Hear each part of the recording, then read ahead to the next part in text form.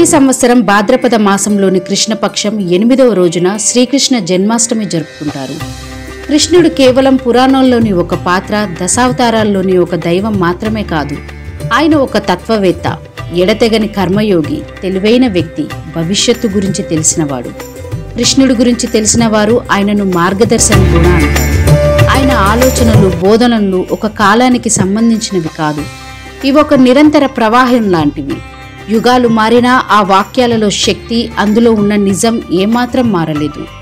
జీవితంలో విజయవంతమైన వ్యక్తిగా ఎదగాలంటే శ్రీకృష్ణుడి జీవితం నుండి ఈ కింది విషయాలను తప్పకుండా తెలుసుకోవాలి. వాటి గురించి ఆలోచించాలి, వాటిని జీవితంలో ఆచరించాలి. అప్పుడే మనిషి జీవితంలో విజేత అవుతాడు. ప్రతికూల పరిస్థితులలో కూడా పట్టు వదలకూడదు. కృష్ణుడు భగవంతుని స్వరూపమైన ఆయన తన జీవితంలో కష్టాలు ఎదుర్కొన్నాడు. ఎన్నో గండాల నుండి ప్రాణాలు కాపాడుకున్నాడు.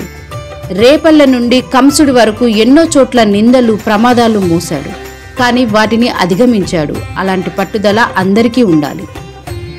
మహాభారతాన్ని తలిచి చూస్తే కృష్ణుడు ఎప్పుడూ శాంతి కోసం పరితపించాడు. కానీ కౌరవ పాండవుల యుద్ధం అనివార్యమైంది. కృష్ణుడు అర్జునుడితో ఒకసారి చెప్తాడు, శాంతి కోసం ప్రయత్నించాలి, ఎన్నో ప్రయత్నాలు చేయాలి.